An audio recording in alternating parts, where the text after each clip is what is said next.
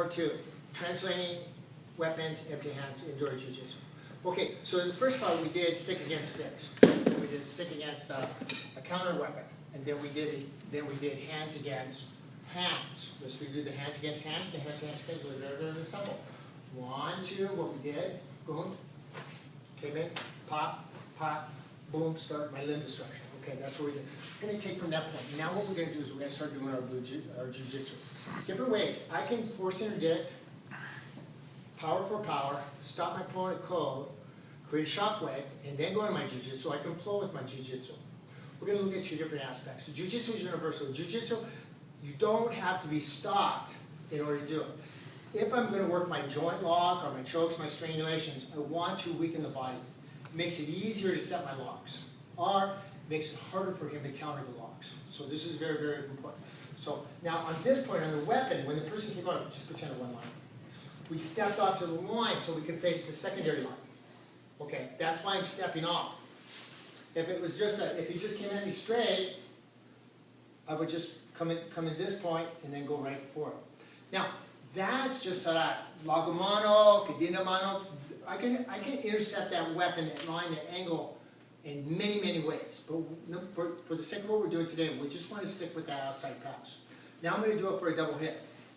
So when the person comes in, when I pass one, the second one's over, I go vertical. From this point, when he goes, I come across this way. I disrupt the structure as I feed my knee. From that position, I'm just going to rotate his shoulder, pull his head back, and set my choke. Okay, so now I'm right in my choke. And it's going to go really quick. It's a very, very simple technique. Let's do it one more time slow. So I'm just going to go 1, 2, come across, disrupt. I'm just going to turn, control the head, come inside. There's all sorts of hits in this thing too. Okay, and I can do it like that. Or we can do it that Professor used to do, which was very, very, very simple, where he came in this way. Boom, boom, and then he left this way. Turned it into a choke this way. Okay, so it can go to the left, it can go to the right. It just depends on your opponent. Nothing is preordained. The thing about jiu-jitsu is I have to manipulate my opponent in order to get the environment I want. So here we go. So I'm just going 1, 2. Come across, knee, rotate, set my choke, and there's my choke. Pretty much from this end game, it's all out game. I can throw them, I can go on any other things. Let's look at a second variation. Let's do that variation one more time. Just 1, 2. 1, 2, 3. Okay?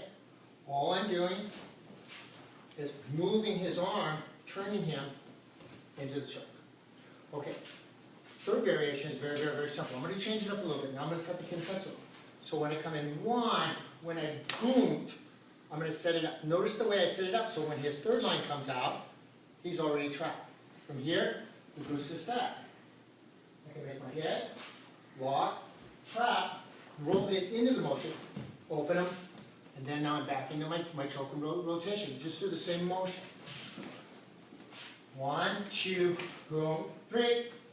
Set the locks, strike, reverse, lock, 2. If you want to, you can set my intense sensor. Or we can go right to the choke.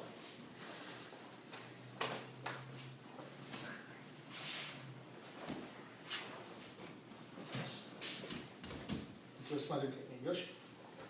Okay.